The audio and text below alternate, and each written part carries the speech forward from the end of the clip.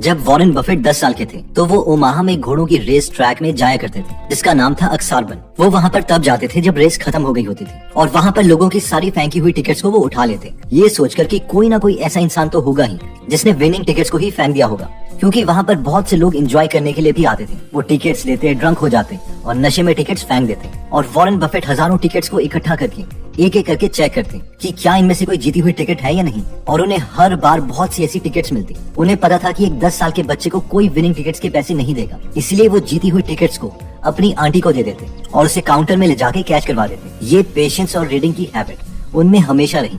जब वो 20 साल के हुए तो उन्होंने इन्वेस्टिंग करियर स्टार्ट किया बफेट पार्टनरशिप के नाम से। तो वो पूरे दिन मूडीज मैनुअल को पढ़ते रहते, जिन्हें नहीं पता कि मूडीज मैनुअल क्या होता है। तो आजकल तो हमारे पास वेबसाइट्स हैं जिनमें कंपनीज की इन्फॉर्मेशन को ऑर्गेनाइज किया गया है और हम जैसे चाहें वैसे उसे स्क्रीन कर सकते हैं सेकंड्स में। लेकिन पहले जब टेक्नोलॉजी एडवांस नहीं हुई थी तब एक बुक आती थी जिसे मूडीज मैनुअल कहा जाता था, जिसमें बहुत ही छोटे छोटे लेटर्स में कंपनी के बेसिक फाइनेंशियल्स दिए होते। आई मीन एक ही पेज में 5-6 कंपनीज के फाइनेंशियल्स, और वॉरेन बफेट पूरा दिन उन्हें पढ़ते रहते थे।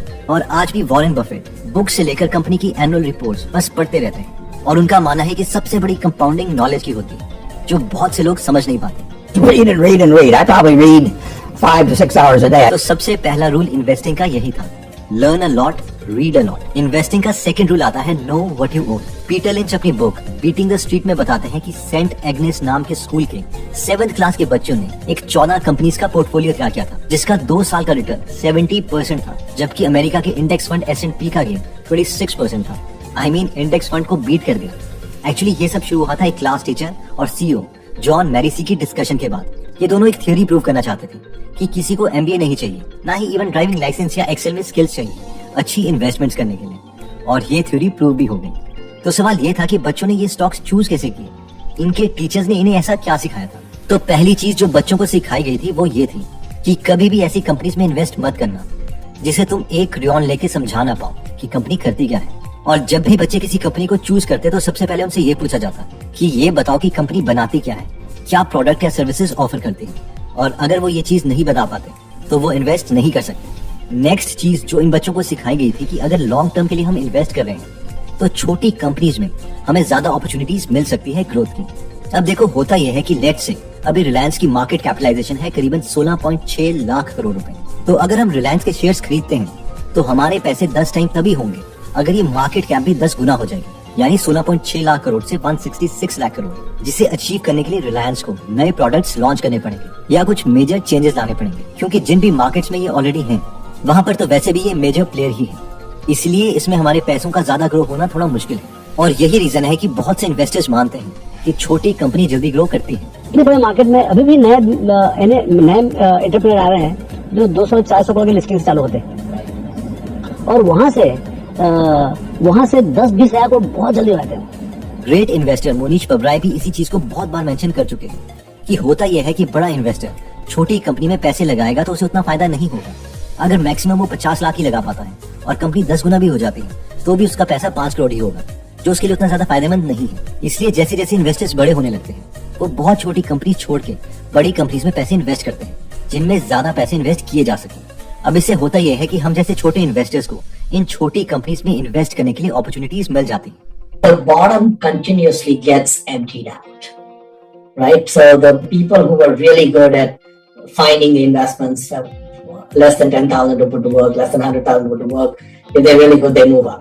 नेक्स्ट रूल कहता है hold no more stocks that you can remain informed on. ये कॉन्सेप्ट बोलता है कि एक ह्यूमन माइंड मैक्सिमम 8 से 15 कंपनीज को ही फॉलो कर सकता है, उनके बारे में इन्फॉर्म्ड रह सकता है, और इसीलिए बेटर यही है कि हम पूरी जिंदगी में 10 से ज्यादा स्टॉक्स ना ही ले तो बेटर है। लेकिन वो 10 के 10 स्टॉक्स ऐसे होने चाहिए कि बस हमें ऐसा फील हो कि हम एक्चुअल में उस कंपनी के मालिक से मिले हैं और उनके साथ 100 पेज के अग्रीमेंट को साइन करके हमने उनके साथ डील की है और फिर उन्हें पैसे देके उस कंपनी के शेयर्स खरीदे।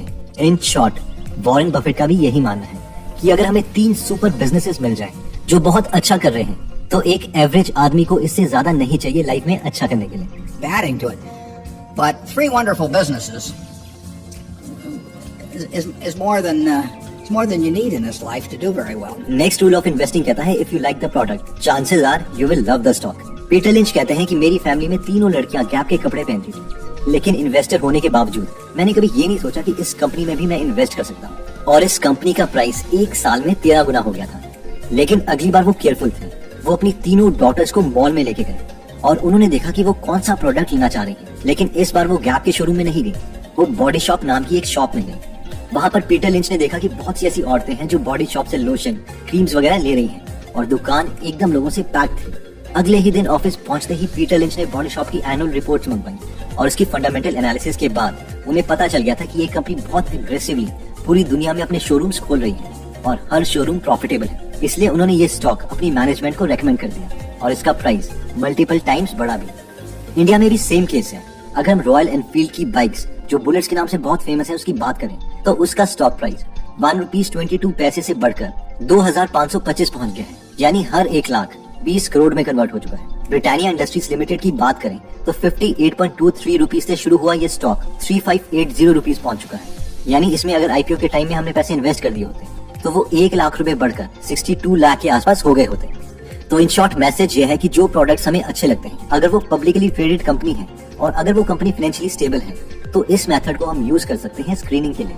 नेक्स्ट रूल ऑफ इन्वेस्टिंग कहता है trying to time the market. Peter Lynch कहते हैं कि जो एक्सपर्ट्स हैं उन्हें कुछ नहीं पता कि मार्केट कब बढ़ने वाली है या कब घटने वाली है, लेकिन इनकी जॉब ये है कि इन्हें प्रिटेंड करना पड़ता है कि इन्हें ये पता है, इसलिए ये फ्री में एडवाइस देने लगते हैं कि मार्केट में नेक्स्ट टाइम क्या होने वाला है। जो बेस्ट इन्वेस्टर्स होते हैं उनका मेन फोकस होता है कि वो अच्छे बिजनेसेस खरीदें जिनके प्रोडक्ट्स एक्चुअल में पब्लिक को चाहिए भी होंगे, क्योंकि अगर बिजनेसेस एक्चुअल में ग्रो कर रहे होंगे तो लॉन्ग रन में उसका शेयर का प्राइस भी एक्चुअल बिजनेस ग्रोथ के रेट से ही ग्रो करेगा।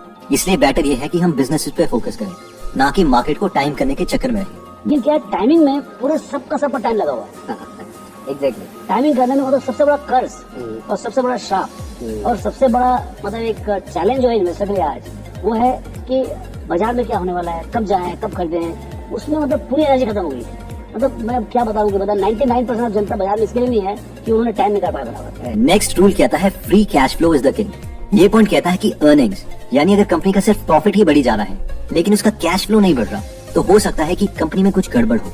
हमें से जो लोग फैमिलियर नहीं है उन्हें हम पहले ये टर्म सिंपल लैंग्वेज में क्लियर कर देते हैं। देखिए, अर्निंग्स का मतलब है प्रॉफिट, लेकिन इस प्रॉफिट का क्या होगा ये भी मैटर करता है। एक्चुअली जब कंपनीज अपनी फाइनेंशियल रिपोर्ट पब्लिश करती है तो उसमें अगर किसी ने अभी तक कंपनी को पैसे देने भी हैं, यानी कंपनी ने किसी को सामान उधार पे दिया है और वो पैसा अभी तक हमें मिलना बाकी है, उसे भी वो प्रॉफिट्स में इंक्लूड कर देती है और ये हमें कंपनी को एनालाइज करने में कंफ्यूज कर सकता है। इसलिए वॉरेन बफेट का फेवरेट इंडिकेटर है free cash flow. Free cash flow को समझने के लिए पहले कैश फ्लो को समझते हैं। कैश फ्लो वो पैसा है जो एक्चुअल में कंपनी के पास है। लेट्स से हम रिलायंस कंपनी के कैश फ्लो स्टेटमेंट की बात करते हैं तो हम यहाँ पर देख सकते हैं कि रिलायंस के पास मार्च 2018 में 1266 करोड़ रुपए का कैश था, मार्च 2019 में 3745 करोड़ था, लेकिन मार्च 2021 में -13,523 करोड़ है। और अगर हम प्रॉफिट और लॉस स्टेटमेंट में रिलायंस की मार्च 2021 की अर्निंग्स देखें तो वो 49,128 करोड़ है पॉजिटिव में, लेकिन कैश फ्लो -13,523 करोड़ रुपीस था। अगर हमें पूरी स्टोरी जाननी है कि इसके साथ क्या हो रहा है तो हमें रिलायंस की एनुअल रिपोर्ट्स पढ़ने के बाद ही पता चलेगा कि कौन सा पैसा कहाँ खर्च हुआ है, कौन सा भी आना बाकी है, एक्सेट्रा। और ये जो कैश फ्लो है वो 3 चीजों से बना है।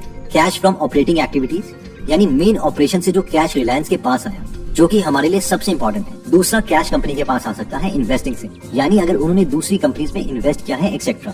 और फाइनली जो कैश उनके पास आ सकता है फाइनेंसिंग एक्टिविटी से, यानी अगर उन्होंने लोन वगैरह लिया है, एक्सेट्रा। तो और एक्चुअल में जो फ्री कैश फ्लो है जिसे हम किंग बोलते हैं वो होता है ऑपरेशन वाला cash flow minus capital expenditure. यानी मान लो कि आपका बिजनेस हर साल 1 करोड़ का प्रॉफिट करता है, लेकिन आपके बिजनेस का नेचर कुछ ऐसा है कि अगले साल बिजनेस करने के लिए आपको मशीन लगानी पड़ेगी जो 99 लाख रुपीस की होगी। तो फिर ऐसे 1 करोड़ के प्रॉफिट का क्या करना, क्योंकि 99 लाख रुपीस तो आपको मशीन में खर्च करने पड़ेंगे, जिसकी वजह से एक्चुअल प्रॉफिट तो एक तरह का 1 लाख रुपए ही हुआ। और इसे ही फ्री कैश फ्लो बोलते हैं। इसलिए कंपनी के फ्री कैश फ्लो पर हमेशा नजर बना के रखें। तो एक बार जल्दी से हम रिवाइज कर लेते हैं कि हमने इन्वेस्टिंग के कौन से 7 रूल सीखे थे। रूल नंबर 1 था learn a lot, read a lot, यानी the more you learn the more you earn. हम सब पैसों की कंपाउंडिंग को तो जानते हैं, लेकिन नॉलेज की कंपाउंडिंग के लिए हम बहुत ही कम सोचते हैं या इन्वेस्ट करते हैं। रूल नंबर 2 था इन्वेस्टिंग का second rule, know what you own. इसमें हमने 7th क्लास के बच्चों की स्टोरी देखी थी कि अगर हम बहुत ही सिंपल वर्ड्स में ये भी बता नहीं सकते कि कंपनी कौन से प्रोडक्ट बना रही है और आगे कैसे अपनी अर्निंग्स बढ़ाएगी, तो बेटर है कि ऐसे बिजनेसेस से हम दूर ही रहें। रूल नंबर 3 था over the long term it's better to buy stock in small companies, यानी छोटी कंपनी परसेंटेज वाइज ज्यादा ग्रो हो सकती है एज कम्पेयर टू ऑलरेडी जो कंपनी बिग है। अब ऐसा हमेशा ट्रू नहीं है, लेकिन मैक्सिमम केसेस में ऐसा ही देखा गया है। रूल नंबर 4 था hold no more stocks that you can remain informed on, यानी उतने ही स्टॉक्स लो जिनकी स्टोरीज पर हम नजर रख पाए। वॉरेन बफेट तो कहते हैं कि अगर लाइफ में हमें 3 अच्छी कंपनीज मिल जाए तो वो ही हमारी लाइफ को बहुत इंप्रूव कर सकती है। रूल नंबर 5 था कि if you like the product chances are that you will like the stock. In short, अगर प्रोडक्ट बहुत से लोगों को पसंद आ रहा है तो ये एक अच्छा स्क्रीन टेस्ट है। इसके बाद हम कंपनी की रिसर्च करके उसके बारे में और पता कर सकते हैं और हो सकता है कि हमें अच्छी कंपनीज भी मिल जाए।